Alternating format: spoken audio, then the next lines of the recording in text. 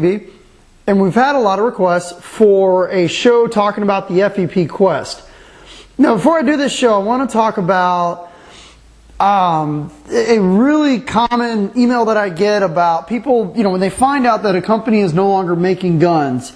A lot of people have a tendency to panic, okay? Just because the FEP Quest is no longer in production anymore doesn't necessarily mean that the guns that are in the box are going to dissolve and turn to wax and not work when you get them, okay?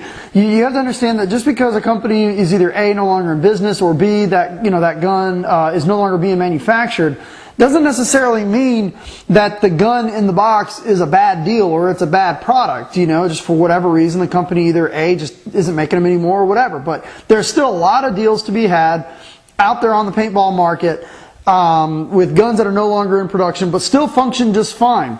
Now, the FEP Quest, the first time I saw this was when the Raiders got them back a few years ago.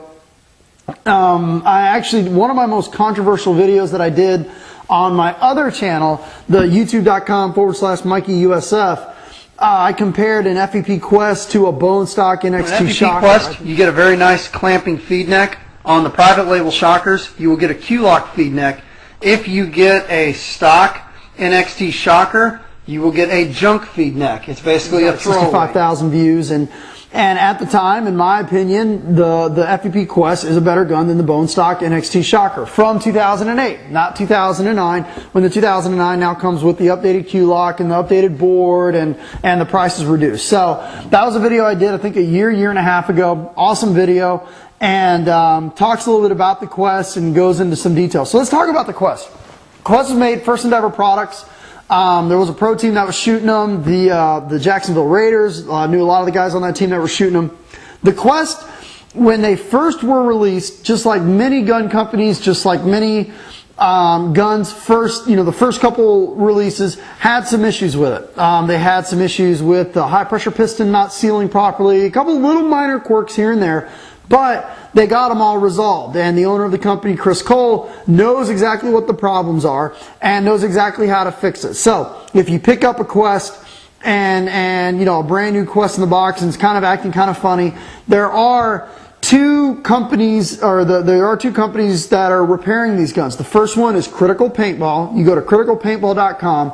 John Paul Fortunati is an authorized Quest repair center. I've sent Quest to him that he's fixed. Chris Cole is still keeps in touch with them, so if there's a problem that they can't get to, they get it to basically the owner of the company, and he can fix it. So if you have a Quest, you know, rest assured, if you have an issue with your gun, you can still get O-ring kits, you can still get parts, you can still get everything that you need for your Quest at criticalpaintball.com.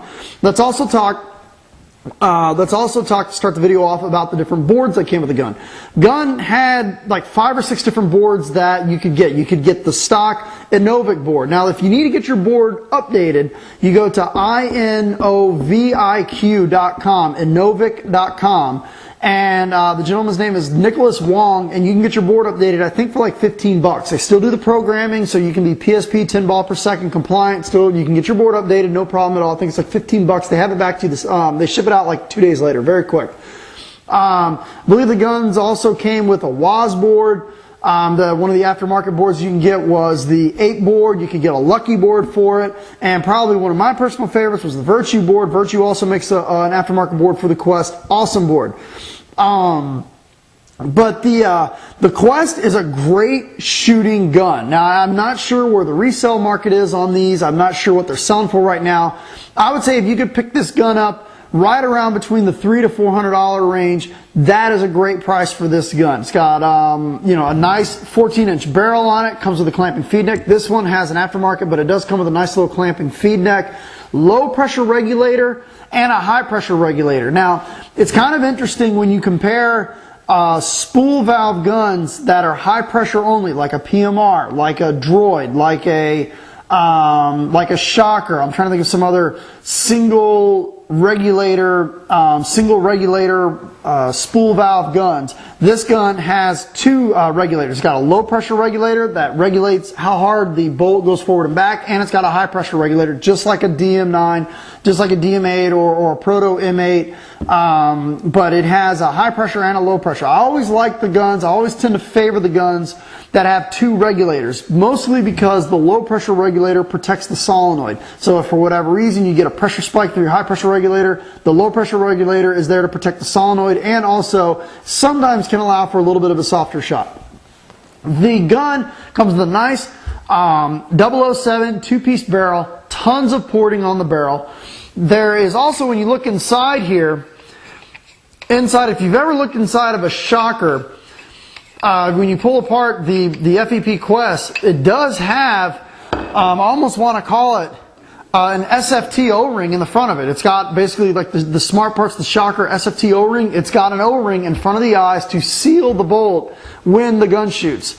The regulators on this gun are very, very similar to Bob Long regulators. Okay, if you've ever taken apart an Alias and you've seen how the low pressure cap comes off of an Alias or a 2002 or an infamous Intimidator, very, very easy to take apart the regulators. I mean, when I first took a look at an FEP Quest, I could have sworn that Bob Long had built this gun. I thought this was a Bob Long spool valve gun. I mean, this gun reeks of Bob Long technology. There's Bob Long influences throughout this entire gun.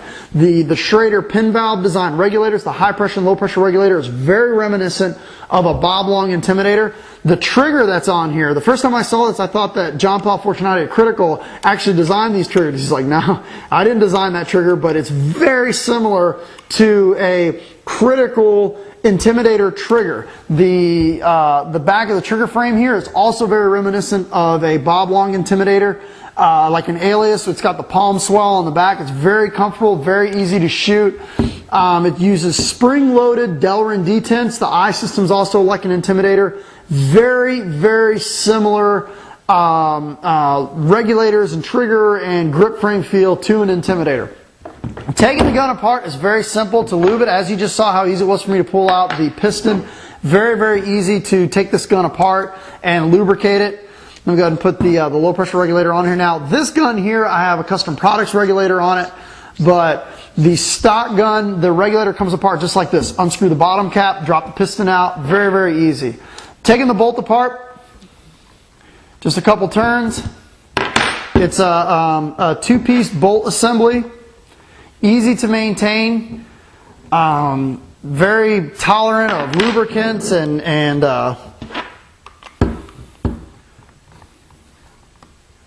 there we go. So now it's unscrewed all the way. Very tolerant of lubricants, very easy to take apart and to lube. That's basically the entire bolt system. So you have the pin, the bolt pin, that's the bolt itself. And that's it. There's only two parts to the bolt system. You can put any of your favorite lubes on here, 33, Dow 55, Hater, Lurker, just about anything. It's very tolerant of what lubricants you use on it. Very easy to take apart and service. Maybe about every 2 to 3 cases you want to take this apart, re-lube it, clean it, put it back together again. But very easy gun to take apart. Now, I'm going to put up also really quickly, if you have a Quest already, where to get your board updated. It's Inovic.com, INOVIQ.com, and if you're needing parts for your Quest, you can get it from Critical Paintball, just about anything that you need. So, you know, what is there to say about these guns? I mean, it's unfortunate that they're no longer in production, but they're good shooting guns. Probably recommended upgrades. The Achilles heel of the Quest is the high pressure regulator. For some reason, on the original FEP Quest that came out, the high pressure regulator is a little bit quirky. If you replace it with a CP regulator or whatever your favorite regulator is, you're not going to have any issues with it. How you know you have a defective high pressure regulator is if you leave the gun by itself for, let's say, 20 or 30 minutes and you come back and your gauge on your low pressure regulator has dropped a little bit. So say it went from 90 to about 50, and then you have to kind of dry fire the gun a couple times to get the pressure back up. That's how you know you have a defective high pressure regulator. That was one of the major problems they had with these when they first came out. You can send it, get the parts from Critical Paintball, they'll repair it, or you can just replace it with whatever your favorite regulator is, like Custom Products or whatever. Put that on there, problem solved. If you don't like the stock programming on it, Virtue still has the FEP Quest, upgrade boards. You can purchase one from Virtue. It's going to really wake the gun up. And that's about it. I think Critical Paintball also has a new conical style spring design for the detents. Works really, really well. And, that's about it for the FEP Quest. So what I'll do here is I'll get the scale, we'll weigh it, and we'll wrap the show up on the FEP Quest. Okay, so we have the trusty TechPB scale here. So let's go ahead and weigh it.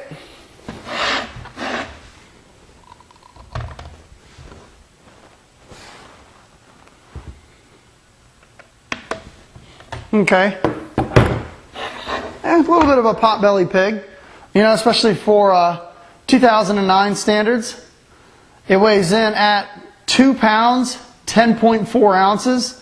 2 pounds, 10.4 ounces for the FEP Quest. And actually that may even be a little on the light side just because my particular Quest has a Custom Products regulator on it. So, what kind of efficiency can you expect from it? You get probably anywhere between maybe 10 to 11 pods, on the gun. It is a spool valve, so it's as we all know, the spool valve guns are a little bit less efficient than the poppet style guns, but they're solid shooters. I really like these guns. I wish they were still in production. When you're out there using them, they really are very consistent, very accurate, very quiet, shooting guns. So, if you can pick one up in that $300 to $400 range, I would say jump all over it. And if you have any issues with it, contact Critical Paintball. If you need to get the stock board updated, go to Innovic.com. If you want to update the board, I would definitely recommend, giving Virtue a call. They still have the FEP Quest boards in stock. And that's about it. So, shoot me an email if you have any questions on the Quest. I also talked to John Paul at Critical Paintball. He says he's got a promotion going for the TechPB viewers. If you give Critical Paintball a call, he might have a couple of these on sale if you want to buy them and give them a try. Great little guns.